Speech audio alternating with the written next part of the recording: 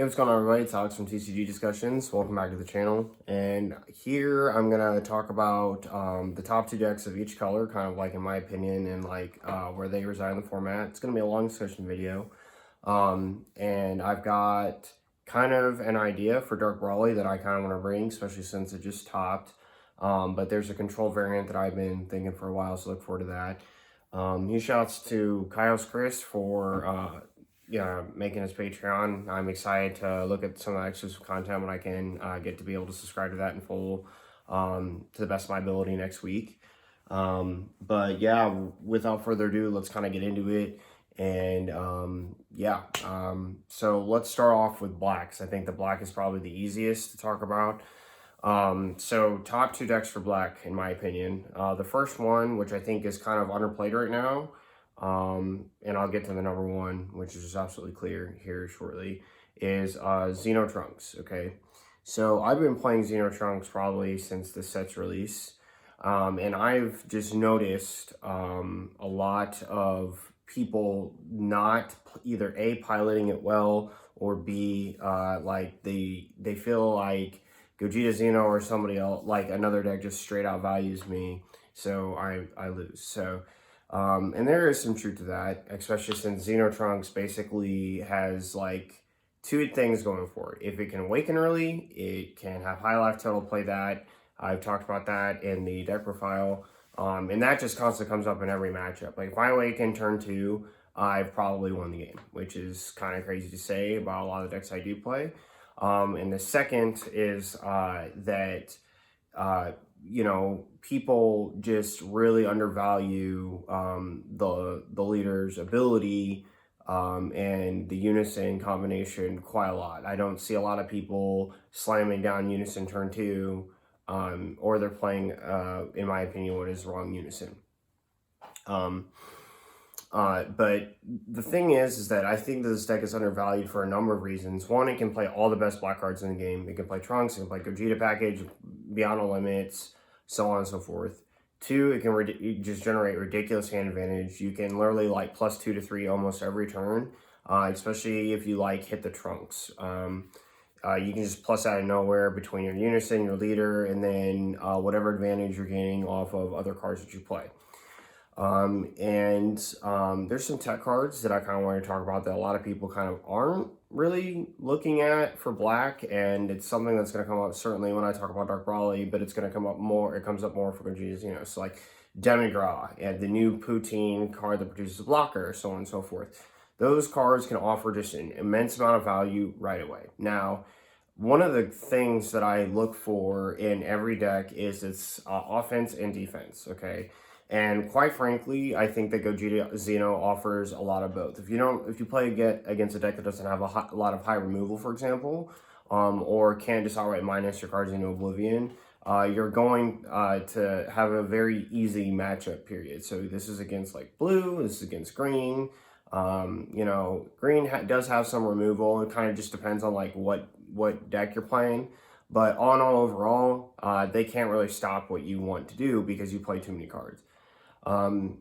And let's face it, when you can play Thwarting, Beyond All Limits, Trunks, and your deck, like, you're just going to be doing great.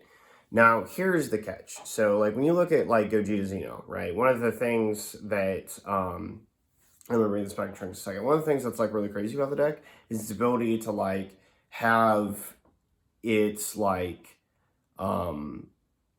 draw per turn with its attack, take a life, do whatever. And then it's got its ability to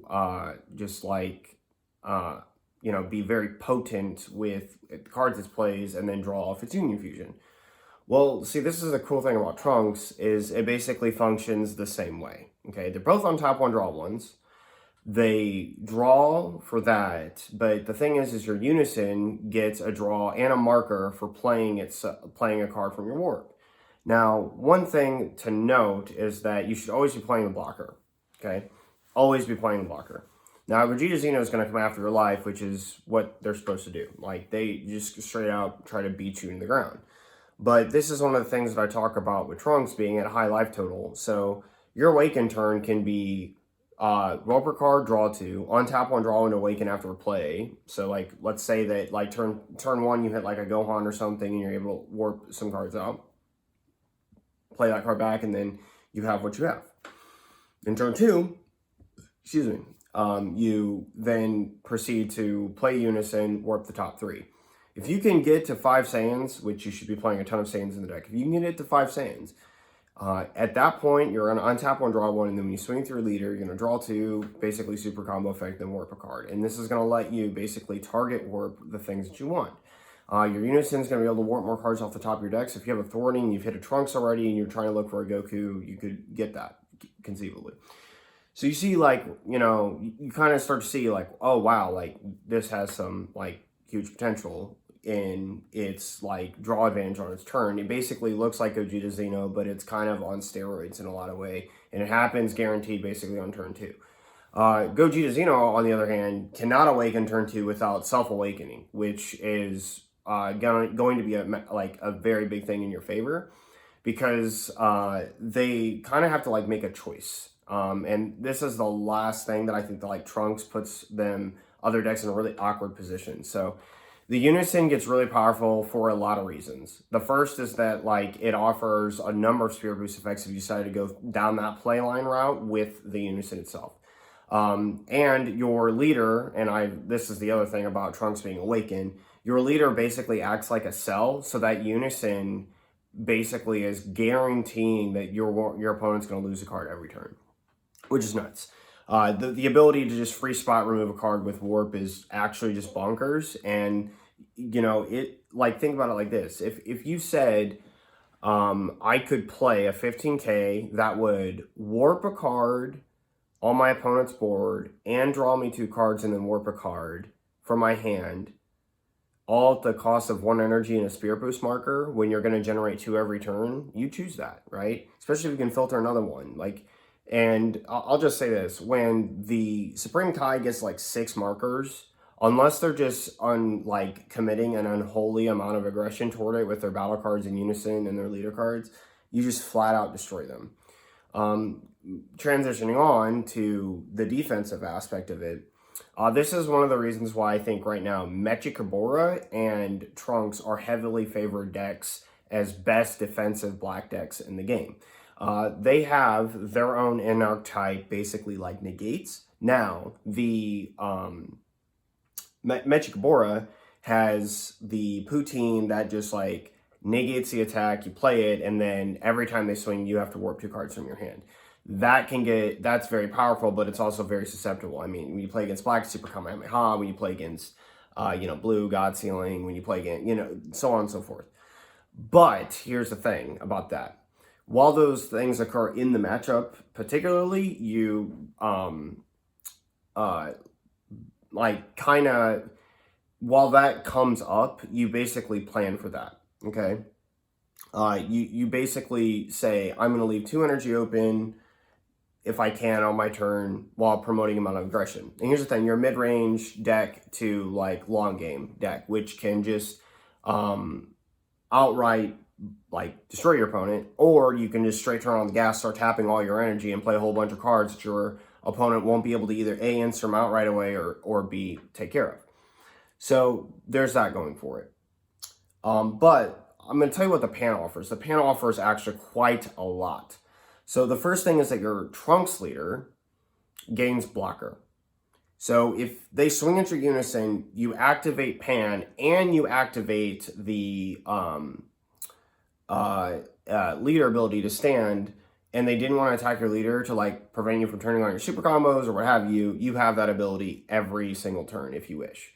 The second thing that's really powerful about that is now if they swing with leader or Unison, all their battle cards are going to turn into discard 2s, which is really backbreaking because you have the ability to basically offset a lot of what your opponent wants to do on both your turn and their turn. And this is one of the reasons why I think that the deck is extremely powerful, especially when you add Koitsukai, Super Kamehamehas to it. You can just basically make your turns very, very powerful and very, very high impact while making their defensive capabilities as well as their offensive capabilities really weak. without getting too much more into the deck with its boss monsters and whatever, and I can do like play videos to like show you guys a little bit more how to play the deck, I think I've said enough. Time to move on to Gogeta Zeno. There's not a lot to say about this deck. It's just absolutely absurd at just pumping out card after card after card after card after card. I almost wish they would do something to the barrier one, because I think the barrier one is the most problematic.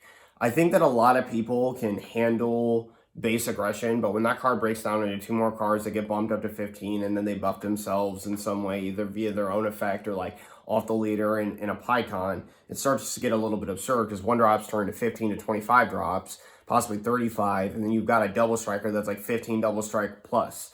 So like, I almost wish they would like put that card to 1. And I think that like Gogeta Zeno would be in a very fair and balanced state. One, it'd reduce the number of union feature targets, which is reducing the number of draws.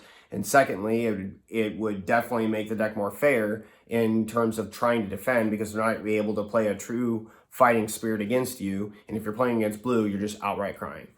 Obviously, Gogeta Zeno has a lot of things going for it. Other than that, it has higher amounts of removal, high attacks, high damage with multiple swings coming at you. So the Trunks gives it an ability to basically activate Beyond Limits, which is going to allow them to like fetch whatever they want, and then you're going to kind of like supplement that as it goes on.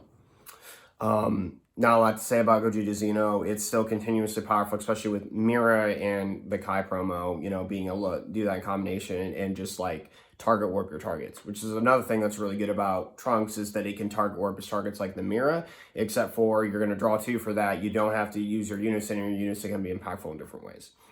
Moving on, we're going to talk about red. I think red, it's just no secret. If it's not KP, it's U7. And if you're playing any other red deck, you're probably playing red broadly, but you're probably losing Gogeta Zeno and other decks that just have high amounts of removal. So let's start off with KP. I think that KP is the best worst deck of the best decks. I think that KP either wins or it just outright loses because it's playing against too much. Against black, it is a really tough time because it's constantly getting its cards warped, either via the Gogeta blocker or it's getting its stuff warped because of Thwarting. The other thing is that decks that can put on at least 20k force you to extra combo. And the fact that black warps cards means piano doesn't stick very well. So it gets really, really complicated. The other thing is that if your opponent attacks a unison, you're not really gaining advantage because you can't activate the combo step of Activate Battle. And obviously, the last weakness is simply that without the unison and the piano, the deck doesn't draw very much other than its Leader's Awaken ability, which means that you're losing out on a lot of advantage. So it's one of those things where like you kind of have to like gauge it. But the thing is that KP is definitely defensive enough and aggressive enough while being defensive. So like it can free combo, it can rejuvenate its life. So, and I'll talk about that here in a second, but like it can rejuvenate its life either from the unison or from the effect of the leader when it awakens. And so you have like a myriad of abilities that just constantly kind of stick a thorn in your opponent's side. The other thing that I'll say that is really good about KP is that you'll see every card in your life guaranteed. When you swap out those cards from your life to your hand, you're basically going to be able to guarantee that you're going to get your SCR eventually. You're either going to draw into it or you're going to get out of your life. Now, here's the weakness about KP though. Starts off with 6 life, which is problematic because against decks like Gogeta Zeno that drop Thwarting on turn 1, what do you really do? You're basically forced to take whatever aggression's coming at you. Whatever you decide to play is basically going to get warped. Even if you play Drum, if they have Fearless Fusion in your hand, that card is gone. So it's like really, really, really, really weak against Gogeta Zeno in that aspect. And eventually, when it comes to like putting on pressure on board, sure, you can put on a dual attack 40k, but when it's 30, 25, 20, 20, 25, that turns into 15 or 2 15s, and then whatever mirror is on board, and like this is just going to continue to recycle and repeat every turn, kind of get out advantage because while your cards are being played for free and you can say, well, I have my energy open for defense, like one Super Kamehameha or a timely card can kind of destroy you. Now, that being said, you know, having Yamcha, having all these other cards can definitely decrease and reduce the aggression of certain decks, but I think that eventually it falls off. But moving on to number 1, it's got to be U7. U7 was one of those decks that I thought, you know, this deck is going to be really, really good, but it's obviously got its weakness. You have to make choices.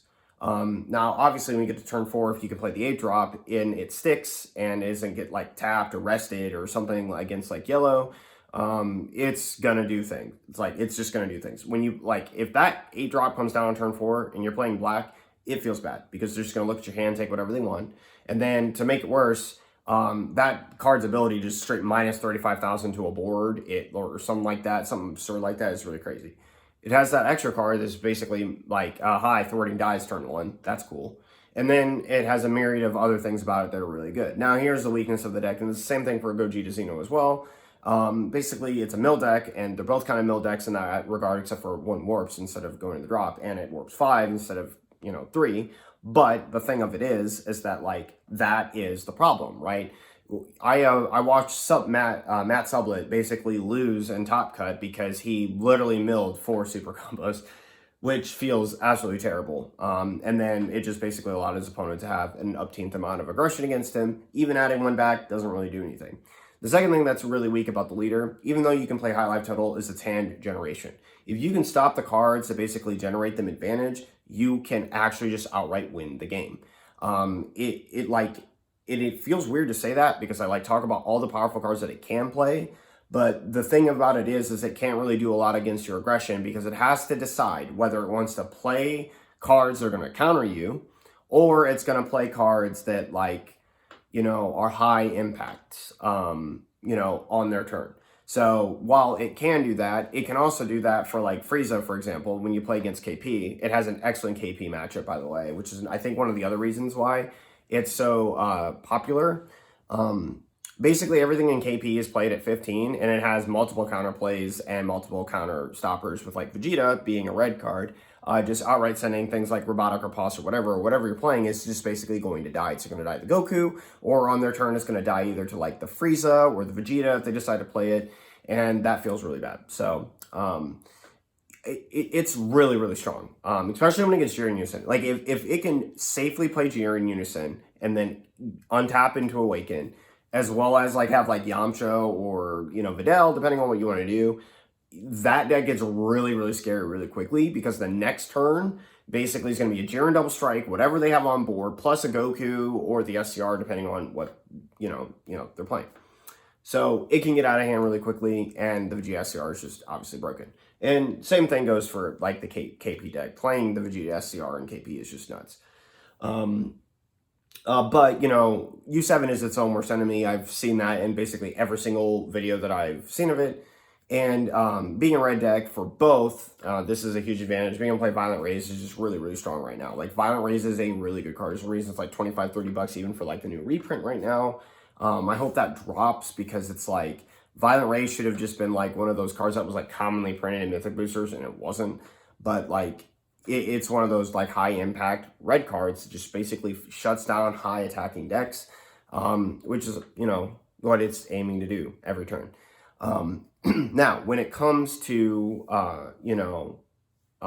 U7, being able to play Violent Raise on top of have all that aggression can really slow down Gogeta Zeno because it basically stops all of their main aggression, forcing them to break down the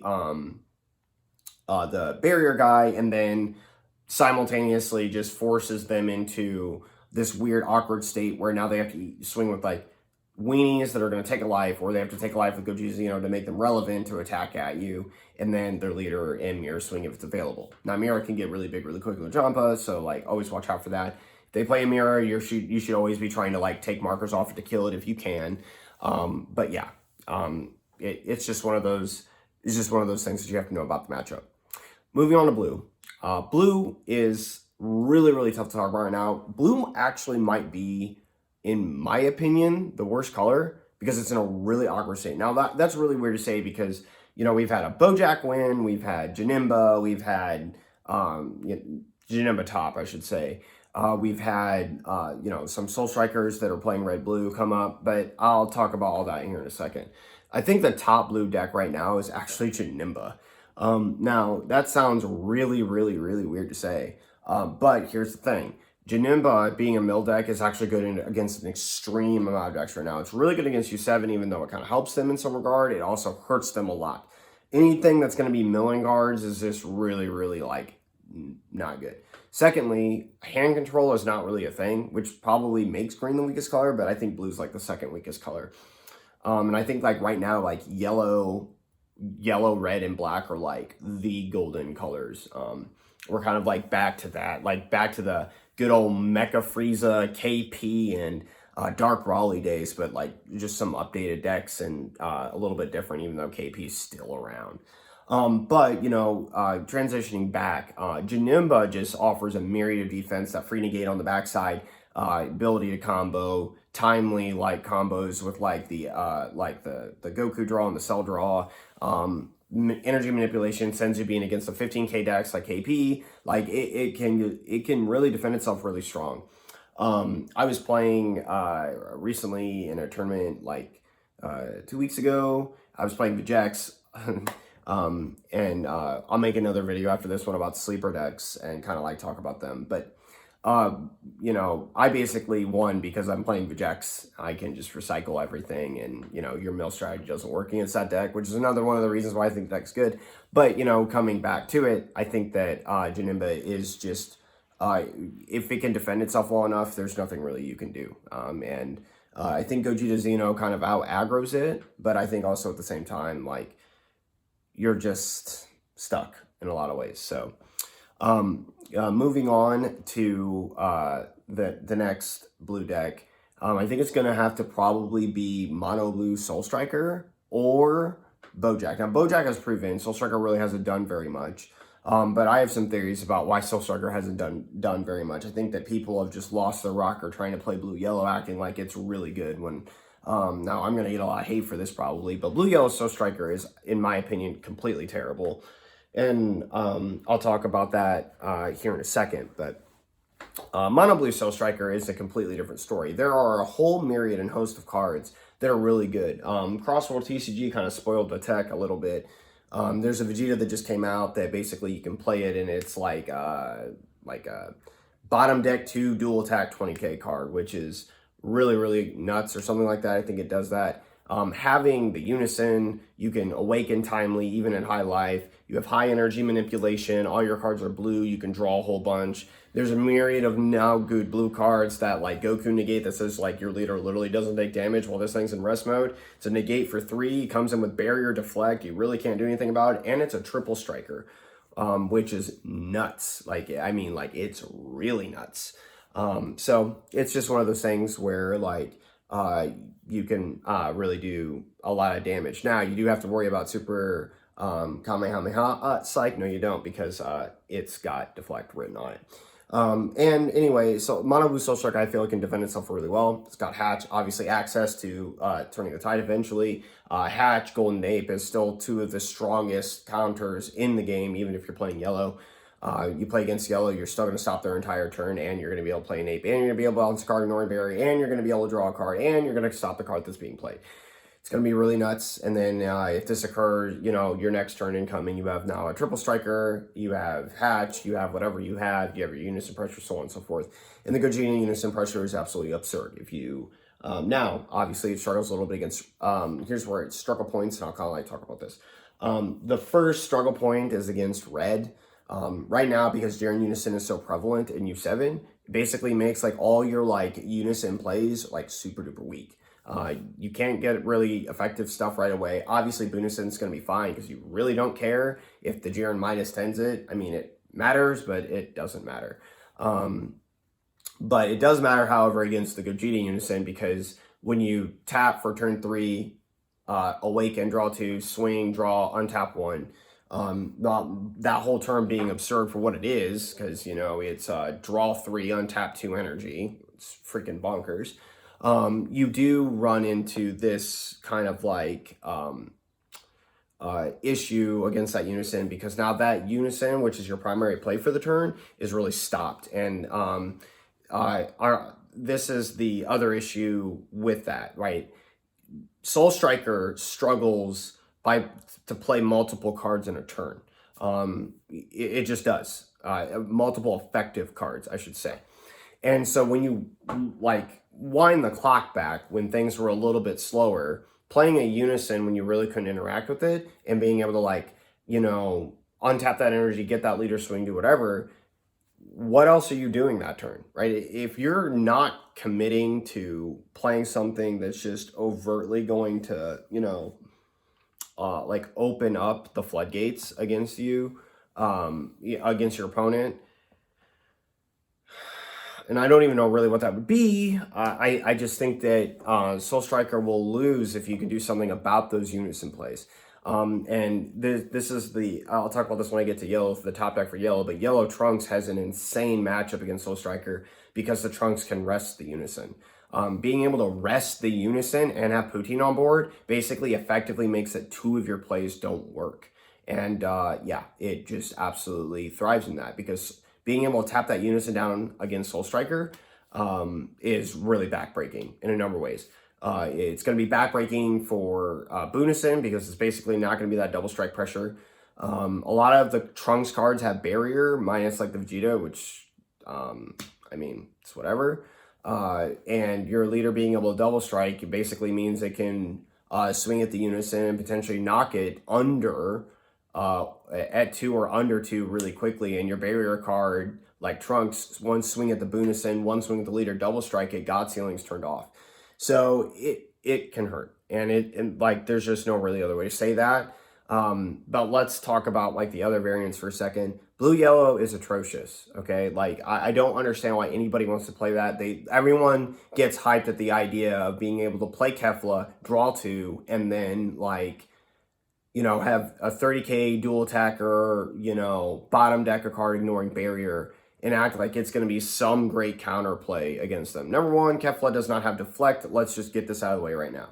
Number 2, Kefla is a 3-cost energy. Number 3, it requires you to play yellow energy, which you're not going to be able to tap with your leader. So if your energy's awkward, and there's no other way to say it. And like, again, it's not good because Kefla doesn't even get you really any advantage without sacrificing another copy of itself. And if you don't see like at least 3 in a game, you're probably not even resolving that 1 time, let alone 2.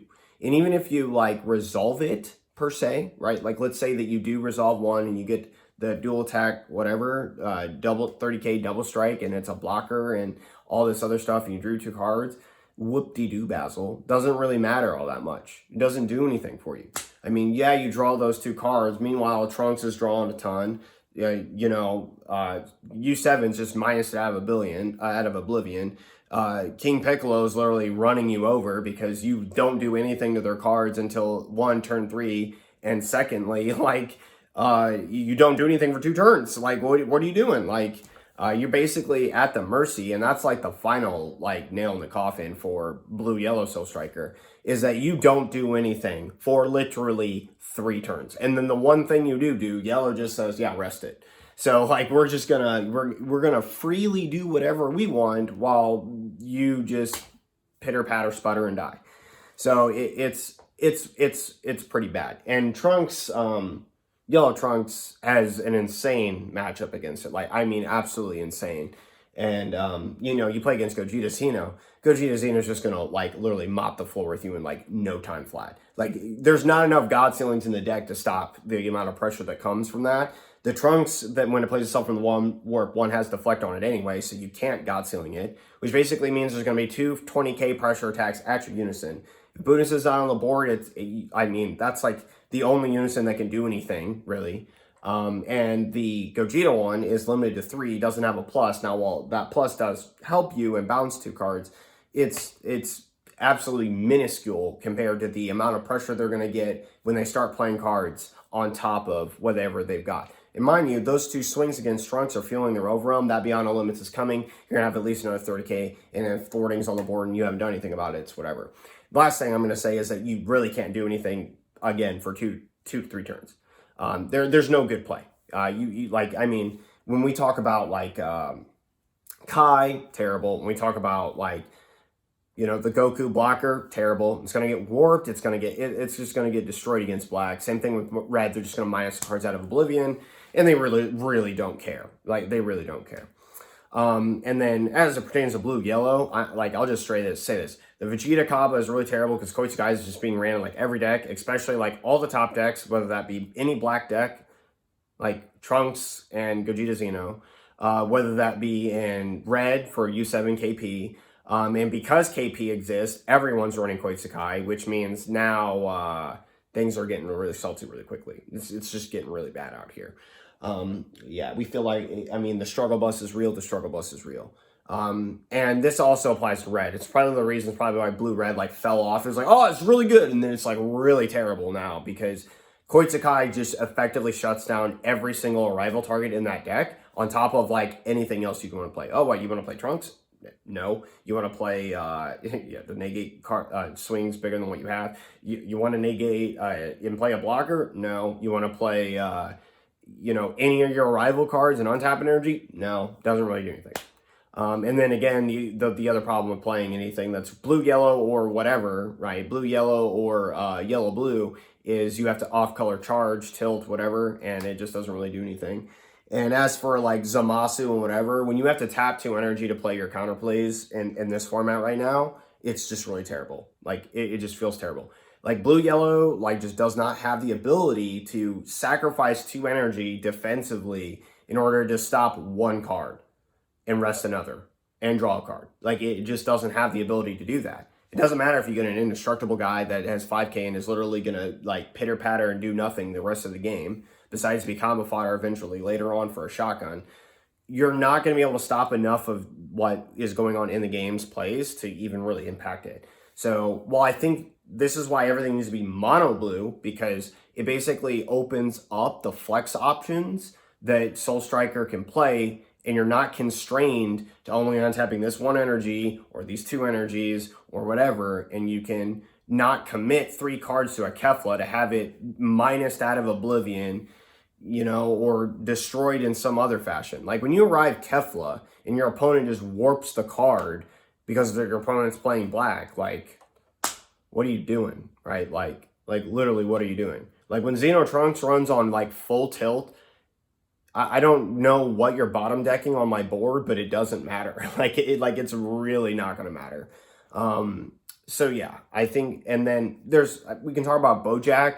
The thing is like Bojack, I think is like it won for a number of reasons. One, no one's ever played against that deck. Secondly, while its effects are powerful, it's very clear your opponent can't activate counter. So we're going to just kind of railroad you now. It does have an alt-away conditioning at 4, but it's not really good at defending itself like that. Now, that's kind of weird to say because it's like blue's always good at defending itself. Well, yeah, because it has energy, and that's one of the reasons why Soul Striker is the best, because you get 2 of those energy back, you draw a card, whatever, and you're not having to sacrifice a whole bunch of other stuff. But let's face it, it's another reason why that deck is good, Bojack in particular, and is because it has a pseudo Zeno button effect to untap 4 energy, and then you can do whatever it is that you need to do from there. I will say also, you know, the dual attack bottom deck guy that, you know, was pretty good with the whole, like, Galactic Buster. Yeah, I can play that card, and that's literally, like, one of the best created blue cards of all time. So no surprise that deck actually won an event. I think due to lack of matchup knowledge, obviously high-powered cards, really good awakening piece in the Bunison, so on and so forth. It's all success. So I can't leave that out of the running. I just want to say that I think that Mono Blue Soul Striker is still better if built well. Now moving on to yellow. Yellow, in my opinion, is probably the top color in the game, okay? And I'm a black player, okay? I play black out of like I played the living snot out of black the last year and a half. But here's the thing, like yellow Trunks is really, really slept on. It is really, really slept on. It has a myriad of interactions that are absolutely stupid, and its 1-drops having barrier are extremely problematic. Now, Gogeta Zeno being able to warp your 1-drops, obviously problematic. But, and this is a huge but, it can't do that every single turn, right? It just, I mean, unless they get all 4 Fearless Fusions in your hand, they're not going to be able to eventually stop what you need to do. Now, Fearless Fusion being able to warp the 3-drop blocker is extremely important, but you also have to keep in mind, it's going to be able to tap either that blocker or something else. So, like, it's not like that trade is just completely terrible. Secondly, none of the other big removal effects in the deck really work anymore. I mean, you're thwarting being able to warp a card. Yeah, it's good, but it can't touch really anything else. And if you have Poutine and Trunks on the board, it gets really awkward really quickly because Poutine and Trunks work basically with each other and separate from each other. So if you hard cast a card, okay, like if you hard cast a card, Trunks can hit it, but Poutine can't. So the next card you play off an effect can. Trunks can hit a Unison and Poutine can't. So if you play the Unison, Trunks is going to rest it, and now Poutine's going to rest it. And then there's Bergamo. Like the fact that, there was a top deck that wasn't playing Bergamo in yellow is just like beyond me. But Bergamo is just one of those cards that just comes out of like the woodwork and blasts your opponent into oblivion. It's really defensive in that regard because between Bergamo and the Goku Black, like Realm of Gods Kamehameha, you can just rest your opponent's like big aggression right out the gate. Now, here's the thing. There is a lot of good removal and tech against Robotic Riposte. Now, Robotic Riposte, if it doesn't get stopped, basically shuts off turns. Decks that can't produce a big board or don't want to tap their energy because they won't be able to defend whatever you're going to do next turn, they get shut down very quickly by Robotic Riposte. So you kind of have to gauge that, especially with like the awakening factor of like Gogeta Zeno, it being able to take its own life and self-awaken and then get that online and then like Super Kamehameha's live. It's going to be extremely instrumental, and you're going to have to basically monitor that and how you go forward. It might even be best, honestly, if you take out like the Goku blocker and put in like a Giant Ball or something. So that counter play can't be just like stopped by Warp Kamehameha. But here's the thing about Trunks. Trunks can blitz credit triple strike like very, very quickly. That's one thing that's good going for it. So if you play against blue, like I talked about earlier, if Trunks is on the play to start the game, you've basically almost lost out the gate. Like, it's not winnable because, again, you don't do anything for 2 turns.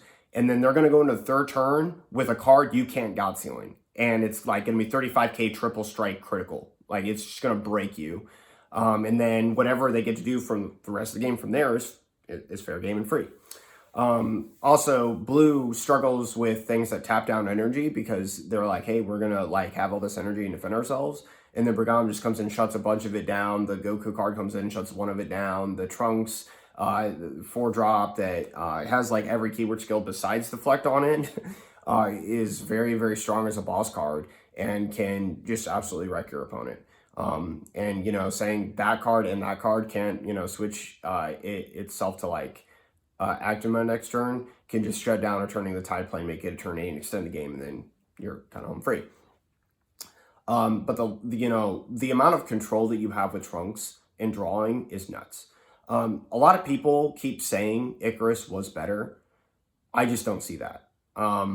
Icarus could play all the best yellow cards freely because its engine was more constrained.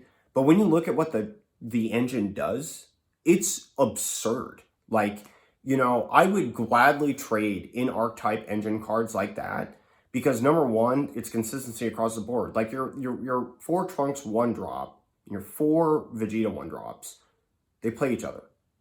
Okay, from the deck, you have 2 barrier 1-drops. It's 10k combo power. It's basically like drawing, except it's not. When those cards leave, your leader plays them.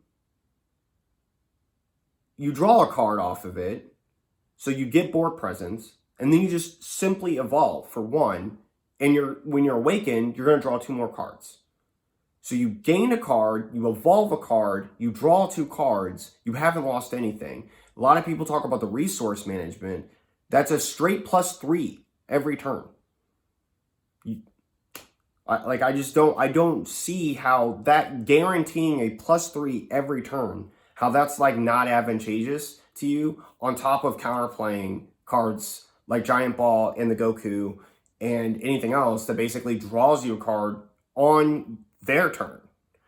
So yeah, we talked all the time, like Icarus has like its little 1-drop, whatever, but like Dark Brawling and like Mechiboro or, any black deck that could warp the little higher dragon card basically forced Icarus to like crumble under the pressure really quickly because you're losing your draw engine. And here's the thing. Icarus players know this better than anybody. If you didn't see the higher dragon, or you saw one copy and they got rid of it somehow, either via bottom deck or warping it, so you're never going to see it for the rest of the game, yeah, it felt bad. It felt real bad. And so, yeah. And I'll just say this. All the Trunks cards having barrier, the amount of barrier in that deck is nuts. So basically makes mass board wipes like Secret ID and everything that's like really good against basically any other deck really terrible. So, yeah. It's just one of those things where, like, you have to kind of understand, grasp that knowledge and really get at it. And, you know, even those cards that are good against it, it's going to get rested. We're going to play this, tap down to your energy, do whatever, and just basically shut your turn down. And then there's SCR choices, right? We can talk about this all day long. Trunks to basically flex in and out of a myriad of SCRs. If you wanted to play against Gogeta Zeno and just absolutely wreck their entire existence, you'd play 4 of the Vegeta Unison of Furies, which they really can't do very much anything about that. I mean, they can swing at it with their leader and do whatever else, but even if they kill the card, they're still under the effect. And secondly, if Vegeta Unison of Fury continues to live, which is one of the reasons it needs to be banned, you're going to be able to then evolve into Empower 4 the Mira on it, and that's busted. Right, it's actually just busted.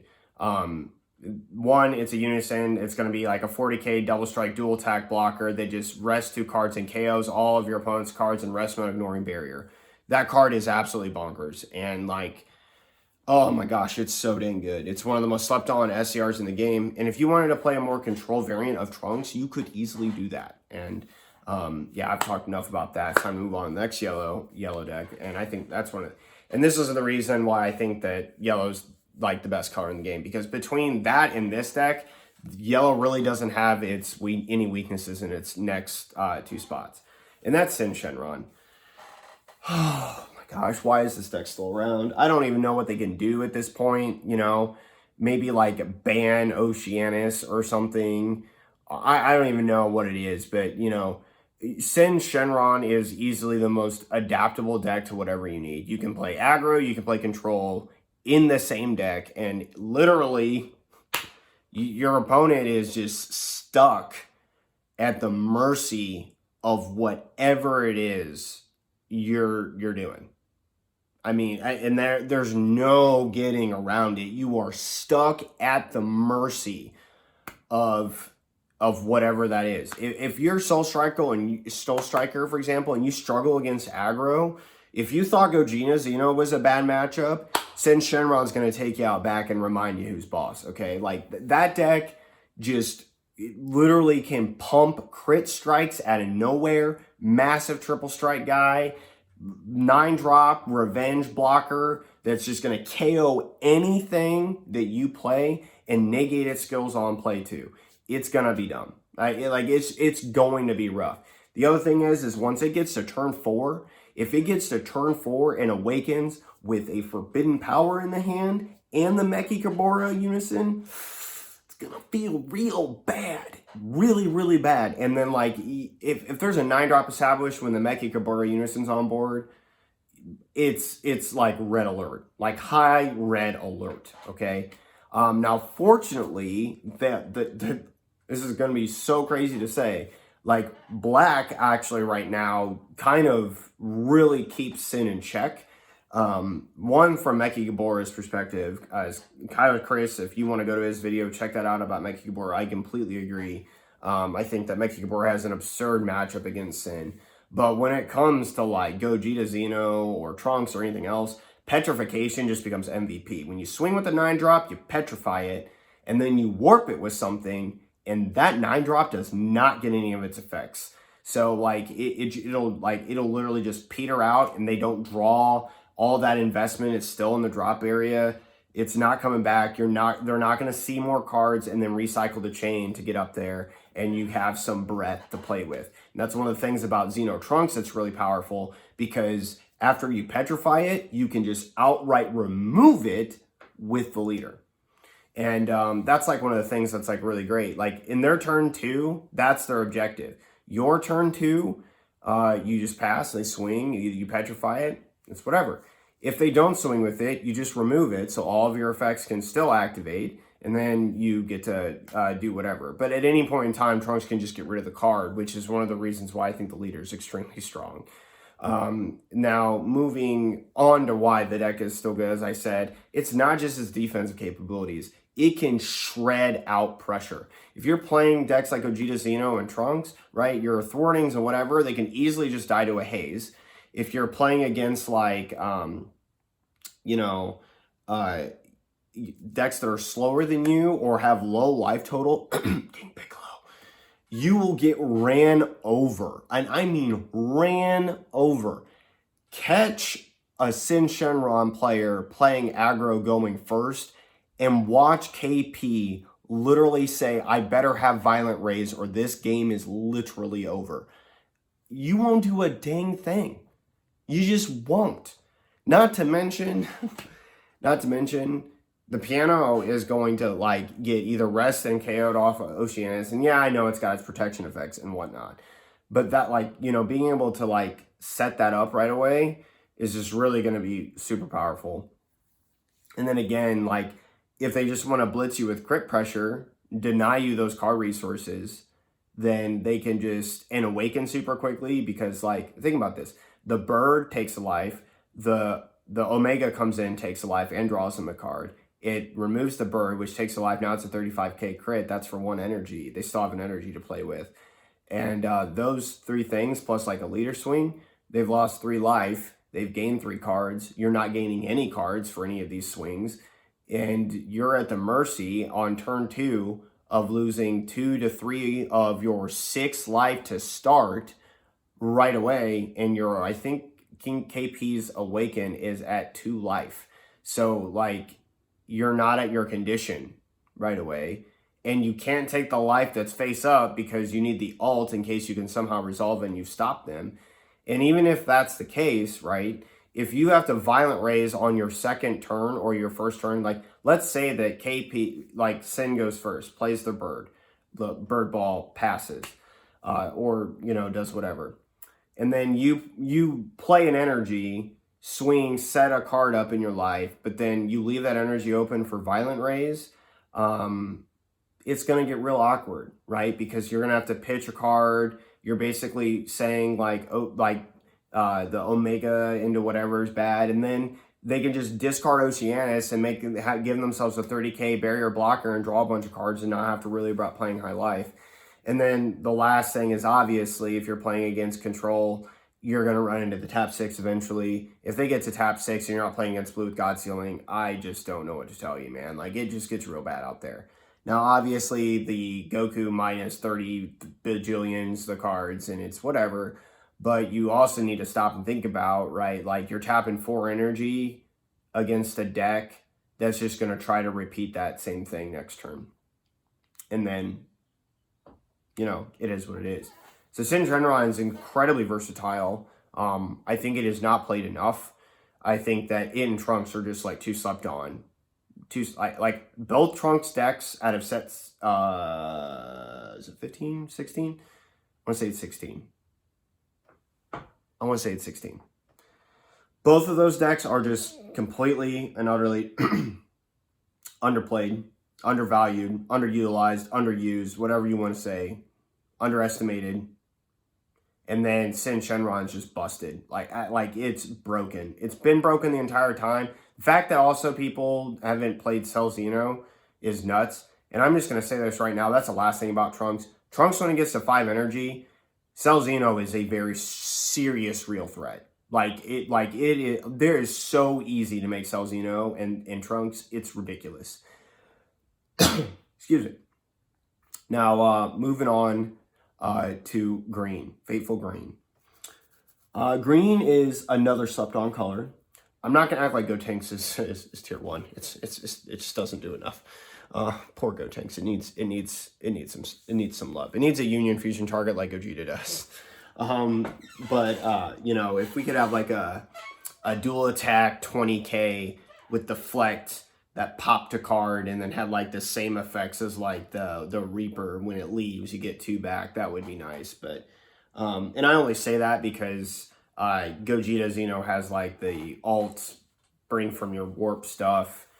you know, that whole shtick, and basically go tanks for like 2 turns, much like Soul Striker is committing to like a whole bunch of other nonsense. Now, obviously, Dormant and Frieza Charismatic are very real cards, so its turn 2 Awakening can be really good, but it's also one of those things where it's like, it starts playing the game at turn 3 and on. But then it draws like 50 cards a turn, so it's like, yeah, it's fair and balanced. I don't know. Moving on to what I think is actually really good. The first thing that I need to talk about is Green Brawly. Green Brawly is busted. I don't know why nobody's playing this. First off, I'm looking at like side decks and like main deck stuff. No one's playing Deborah Ritual at Hand in their side. So they're extremely susceptible to hand control. Secondly, and this goes for Go Tanks, which is one of the reasons why like I literally flattened everybody the tournament I played.